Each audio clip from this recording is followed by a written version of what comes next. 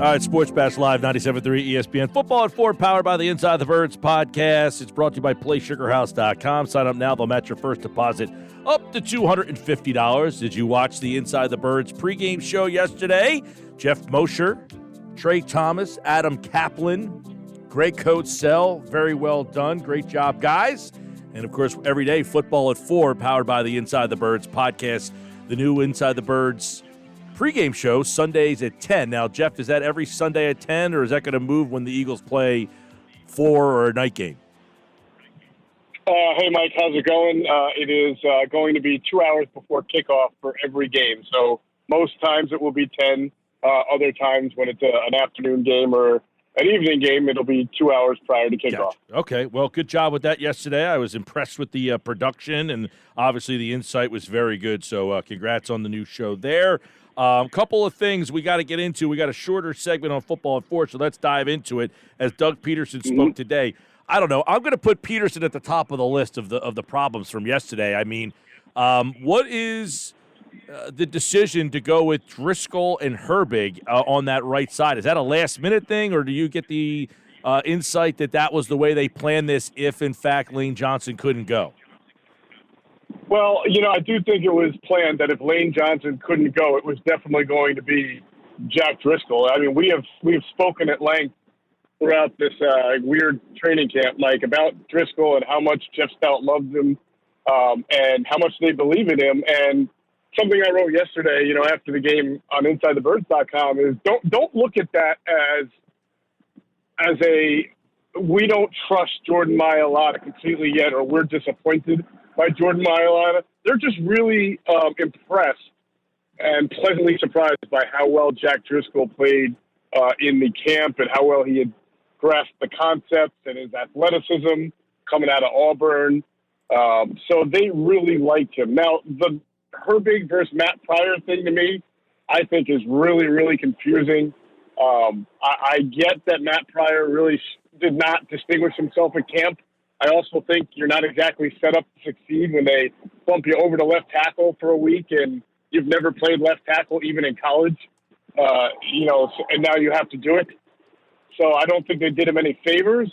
And it seemed to me they prioritized someone who may have had a better camp in Nate Herbig over someone who has more experience in Matt Pryor. And that surprises me because you can't convince me as just someone who's just an onlooker and not even at camp that Nate Herbig was so much better than Matt Pryor at camp that it's worth sticking him in to make his first start ever and taking away the experience that Matt Pryor had. I thought a lot of some of the issues that you saw on the right side of the line were communication breakdowns or unfamiliarity, whether it's twists or stunts or delayed blitzes.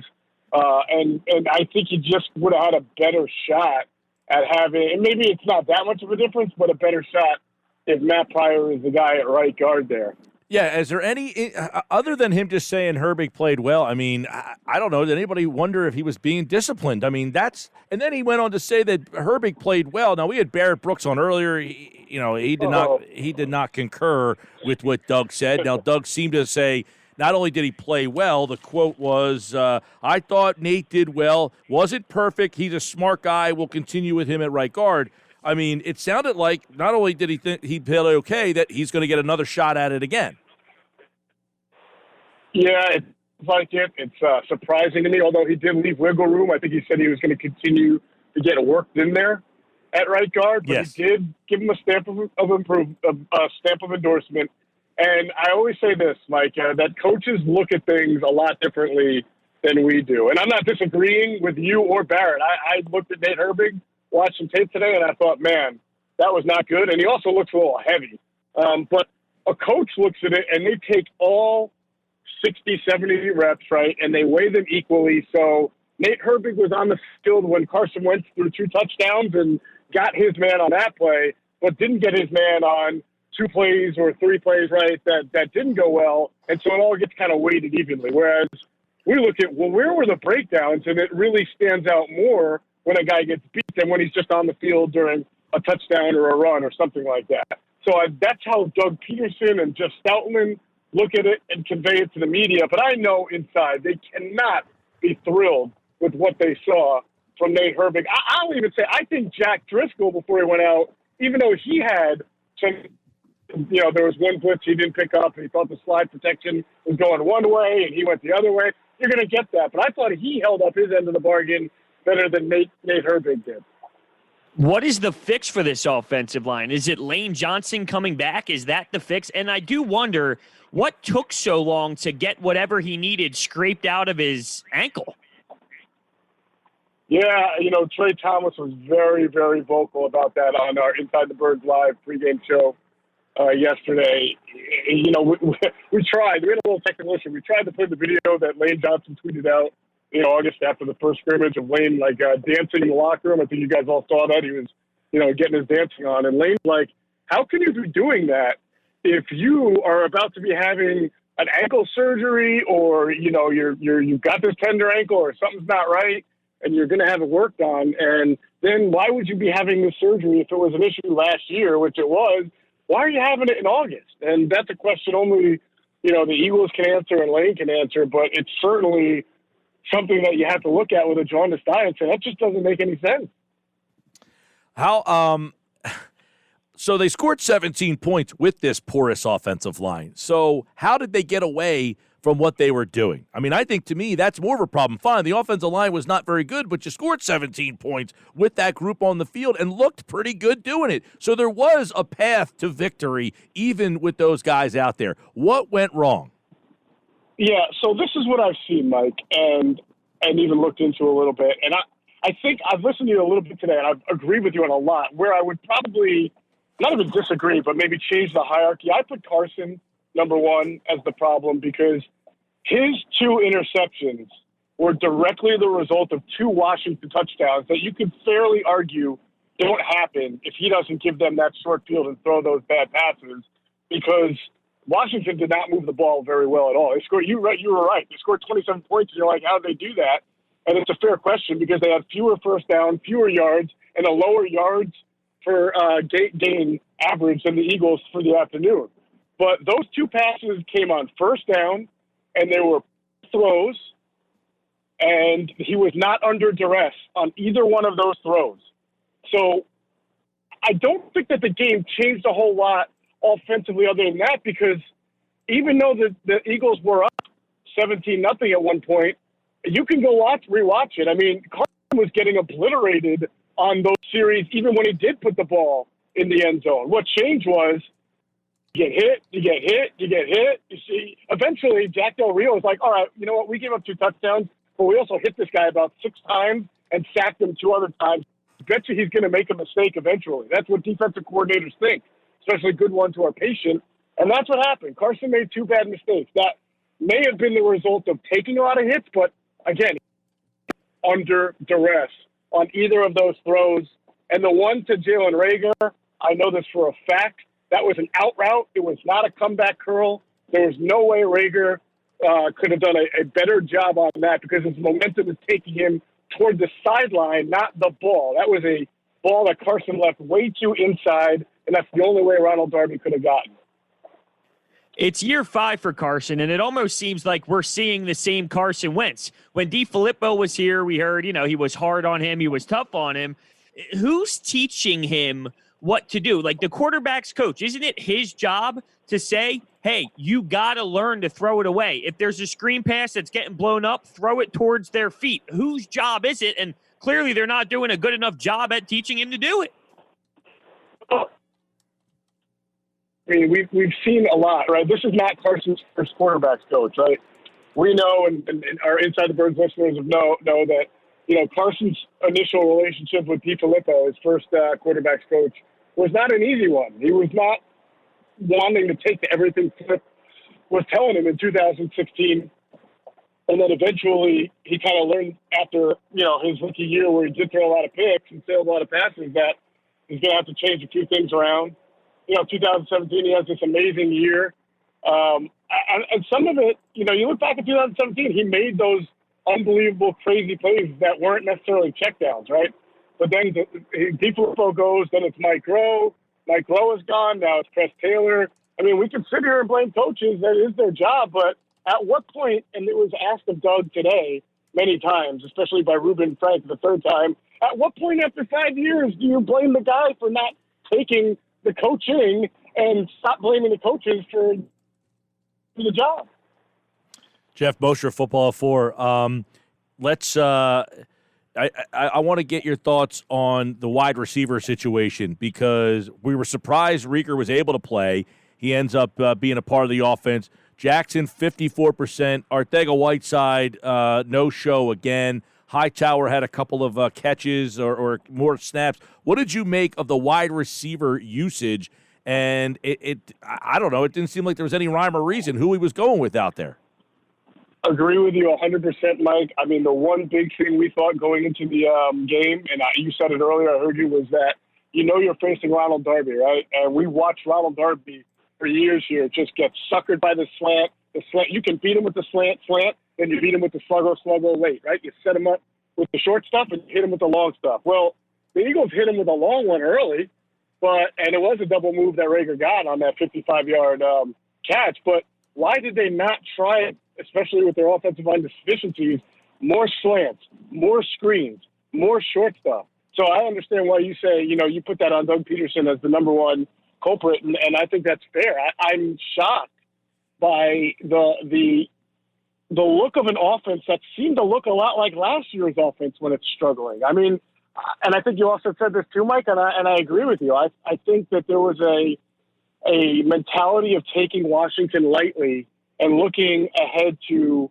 Los Angeles, the Rams. I mean, why would you play Rieger when you were concerned about the shoulder this whole time, but you wouldn't play Miles Sanders, right? I mean, they sure could have used a running back yesterday, especially when Boston Scott got hurt. Why didn't they use Rieger a little bit? That was supposed to be the plan, to use Rieger in a ball carrier mode. But then all of a sudden, he was not going to play. Then all of a sudden, he's full go. Now he's only going to play half. It didn't make sense to me. I want to get your thoughts on something Doug Pederson said last night after the game. He was asked about the disparity in run and pass plays, and he came up with a statement that said, I don't really know about if I'm calling a pass or run mid-game. I'm just worried about the execution. Do you think that this is just Doug speak where, he can get out of control with what he's saying and he doesn't really comprehend what he's saying? Or do you think he truly doesn't know if he's calling a run or pass in a game? Because if that's the case, I'd say that's a pretty big issue. Well, I have heard Doug say similar things like that in the past on certain plays when he's asked about specific plays, because sometimes he puts an RPO in there, right, which is a run-pass option.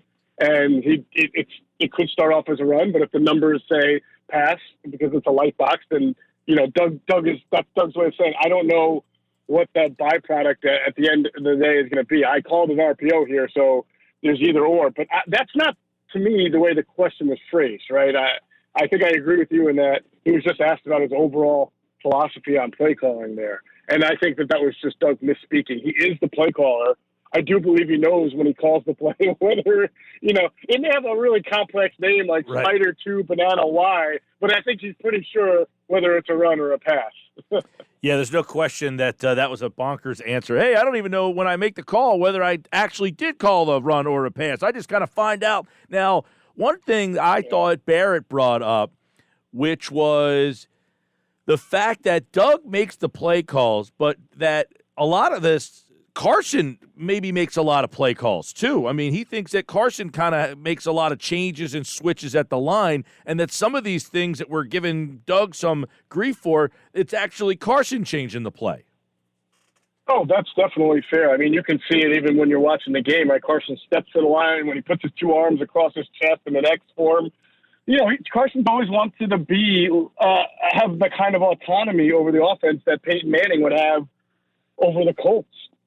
And they've given it to him because they think he's that good. And to be honest with you, Carson really does get the Eagles out of a lot of bad plays at the same time. So it's not like he doesn't deserve the responsibility. I mean, you want your quarterback to be that cerebral that he is changing up the play. And I don't know if that's the problem. The problem is that when he changes it, once he drops back, is he just so hell-bent on pushing that ball into certain windows and not checking the ball down and not throwing it into the dirt when he has an opportunity that's where he's really hurting himself. I know, he got sacked 8 times yesterday. They're not all on the offensive line. There were a couple of coverage sacks, and there were just a couple where, there was one where the play is designed to look like a screen to the left, but really be a kind of a flare pass on the right to the tight end. And Kerrigan did a great job of just getting between Carson and Goddard and disrupting that pass. So what does Carson do? He tucks the ball and runs into a bunch of traffic and gets hit. Yeah. Why don't you just throw the ball at Kerrigan's feet right there? Dirt the ball, man. Live to see another down. Yeah, that's even Orlovsky, who's a huge Wentz guy, was criticizing him for the same thing. By the way, next-gen stats, Eagles were pressured on 34% of the plays yesterday, which wasn't even the worst in the league. Cowboys 40%, Jets 44%, but the Eagles were pressured 34% of snaps yesterday. And you're right. I mean, so some of this, I thought Wentz took a hit early in the game on a 3rd down, and he was kind of jogging off the field, and he just did not seem right. And then after that, he really didn't play well. So I don't know. Maybe he took a hit that we'll find out somewhere down the road, that who knows. But after he took that big hit, and look, with all that, he got asked last night if he was skittish a little bit, and he said no. But I don't know, man. He just did. He was so on the first drive and so off the rest of the way that something just did not seem right. But that being said, Geoff, obviously the team looks terrible. You're on the road against a team that is not destined for greatness, or so we think. Do you watch that team in panic and say, you know what, maybe this team's got a lot more issues, or is this just, hey, you lost to the Dolphins last year and then you put the pieces together and you were able to figure some stuff out? I think there's almost now more different new reasons to panic. I don't think the offense is going to be a total abomination, for 16 games. I'm with you. It wouldn't surprise me. Look, Washington's got a lot of good pass rushers. I know that the Rams have Aaron Donald, and Aaron Donald's great. You can double team him with guys, and he can still get by it. But it's not like they got 5 or 6 guys on that deep front the way Washington does. And of course, you can make some schematic adjustments, and Doug's pretty good with that. But now you flip the script and look at the defense, right? Brandon Graham is in the concussion protocol. Vinny Curry is really hurt.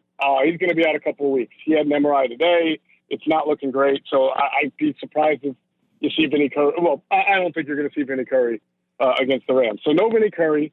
You hope Brandon Graham comes back. But if there's no Vinny Curry and no Brandon Graham and Derek Barnett is still out, you're talking about a defensive end rotation that's going to be, Josh Sweat and Jannard Avery, and you'll have to probably bring up Joe Osman. I mean, that to me is disastrous. Maybe Malik Jackson can play a little bit defensive end, especially on the run, against the run on 1st and 2nd down. Because I don't know if you guys noticed this, but when it was 4th and 2 and Rivera decided to go for it and he picked it up, Jannard Avery came into the game to play left defensive end. He's not built like he's 250 pounds, but he's like 5'11". He's more like a kind of pass rushing outside linebacker, 3-4. And they ran right to his side, and they were able to clear that side and get that. Not that he's the only one, but they were able to clear out that side and pick up the 1st down. He cannot be a starting defensive end if they want to stop the run. Yeah. And the Rams to run. So they got issues there now. And by the way, anybody who watched Sunday Night Football, Aaron Donald's pretty good, and the Eagles' interior line not so good, especially on the side that Donald lines up on. So Herbie could have his hands full against Donald on Sunday. We'll get more into that game later on. Geoff is back on Wednesday with Football at 4. Andrew's in tomorrow. Adam's in on Thursday. It is Football at 4, powered by the Inside the Birds podcast. A lot of stuff happening with Inside the Birds. Check them out at Inside Birds on Twitter. And, of course, Geoff Mosher, like all guests, appeared via the Boardwalk Honda hotline. Thank you, Geoff. Thanks, guys. Have a great day.